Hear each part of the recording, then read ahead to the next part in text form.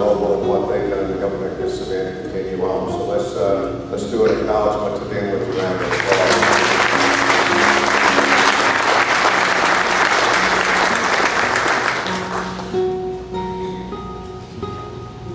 I'd like to chat just briefly about this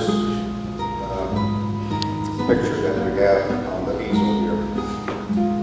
Several of you know about this lady, and I'm going to tell those that don't know a little bit about April Kaufman.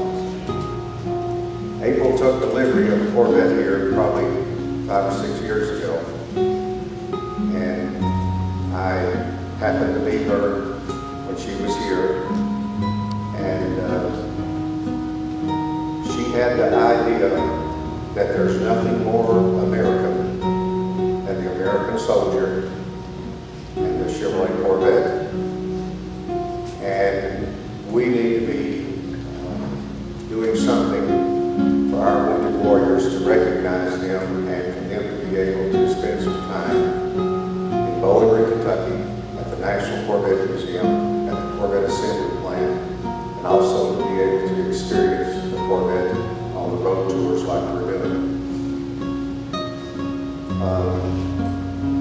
April would not let up with that idea, and probably after about a year, she convinced me to come to Washington.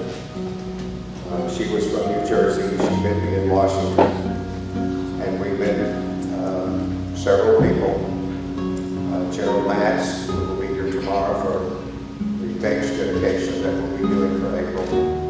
But she was just relentless in putting this event together and not giving up. And for those that have been regulars here, you know that she was here, I think, on 2 different occasions.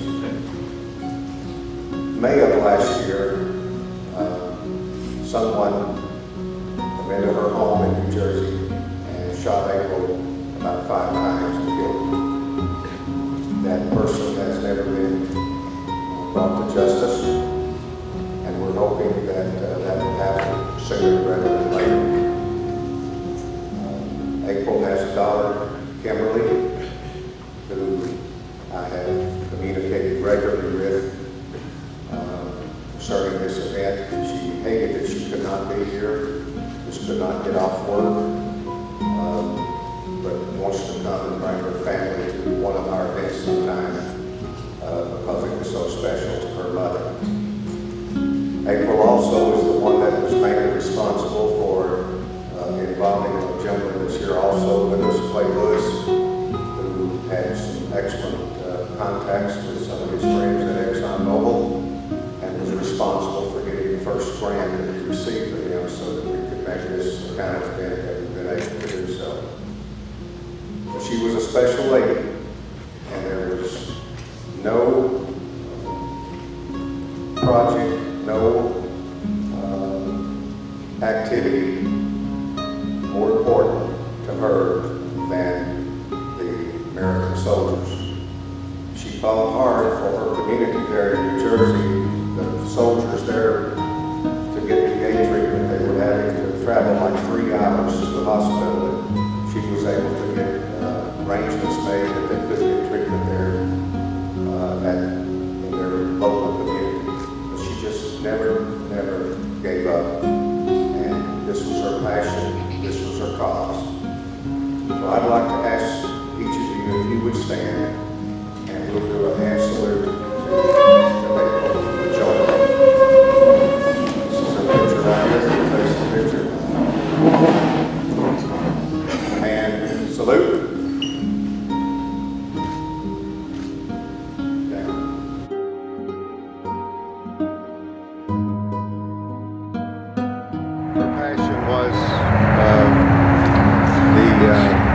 The American warrior, so our hats off for everything that she stood for and everything that she done.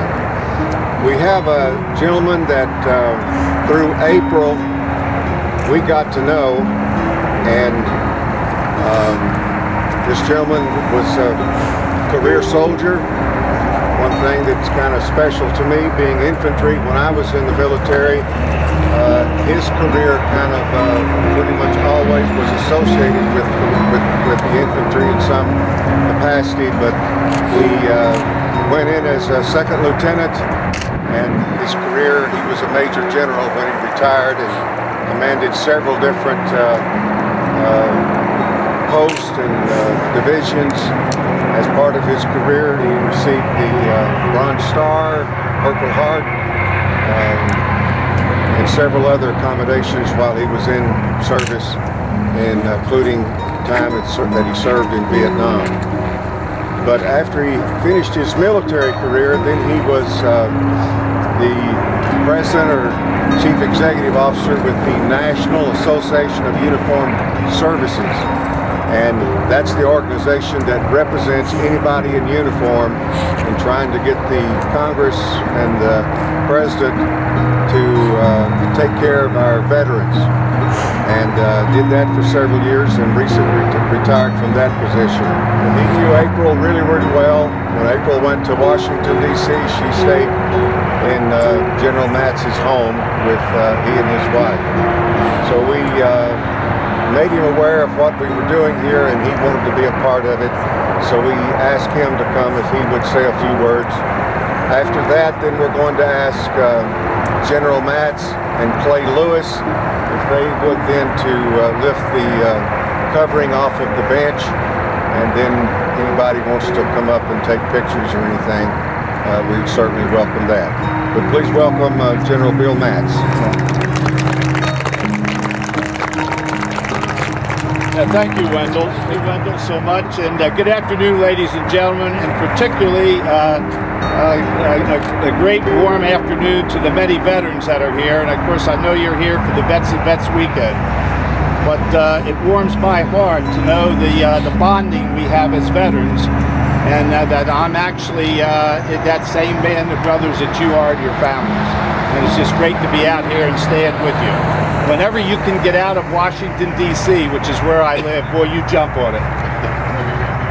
But I'll tell you, it's indeed an honor to be with you at this traditional Vets and Vets event, which the city of Bowling Green, I understand, and the National Corvette Museum do each year to honor our military veterans and their families. And Wendell, I commend you and your staff for expanding this event to include the American Warrior program. What a wonderful way to provide our returning warriors with a very special Corvette experience. And so I couldn't think of anything more fitting on this occasion when I heard that there was going to be a dedication here. Nothing more fitting than to dedicate and unveil the April Kaufman Memorial Bench. And as you all know, a memorial, it's a fitting tribute intended to celebrate the memory and the honor of a person. And although April Kaufman was taken from us in a very tragic way a year and a half ago, believe me, folks, she is with us today in spirit. And she, in her own ways, epitomized the true warrior. And so I thank you again for inviting me to join you in this dedication, and just to say a very few brief words about this remarkable lady who we honor today and who gave so much to our veterans, and whose idea it was to bring our returning veterans to the Corvette Museum. I first met April a few years ago, along with Wendell, in Washington, D.C., when I was president of the National Association for Uniformed Services. And I saw the relentless quest that she had to broaden her outreach in helping America's veterans and their families. She joined our association, and I learned quickly of her dedication, her persistence, her passionate advocacy that she had for the military. She would not take no for an answer. She worked tirelessly to improve the health care of our veterans, often knocking heads with state and national veterans and Veterans Department folks. And her perseverance, folks, succeeded in convincing a very stubborn Department of Veterans Affairs to approve local medical care in civilian hospitals in South Jersey for many resident veterans in that area. I just simply cite this as one example of what her tenacity led to. But not only was April a dedicated and a patriotic warrior, she was also a very loving and caring mother and grandmother. She left with us a beautiful daughter, who in her own right has taken up the torch of continuing her mother's strong advocacy for our veterans.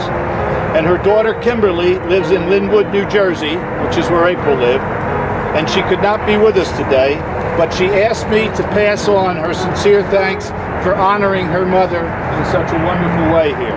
Her own words, Kimberly writes, "I'd like to thank the National Corvette Museum and its staff for continuing on with my mother's dream to honor returning veterans with a special weekend dedicated to them. I remember when she first came up with the idea to bring our wounded warriors to see the Corvette Museum. She said, 'What's more American than a Corvette?' Her vision became a reality, and she was able to be part of the first annual Vets and Vets American Warrior Recognition Program. She was so excited and proud to be part of a team that worked so tirelessly to make this happen.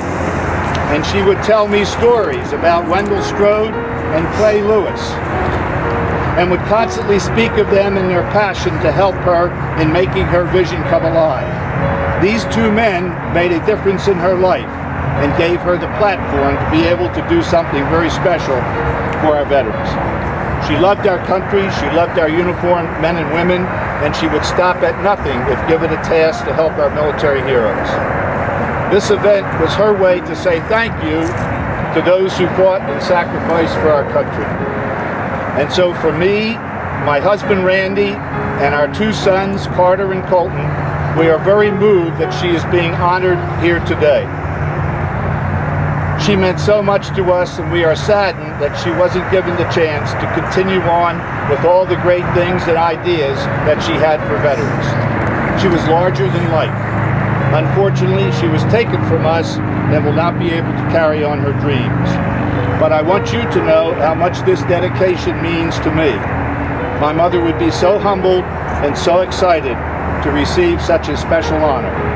She did things for the veterans community simply out of love and respect for all the sacrifices made by our military and their families, not for her own recognition. And so folks, on behalf of Kim, April's lovely daughter and their family, and myself, thank you for honoring this wonderful American patriot, April Kaufman.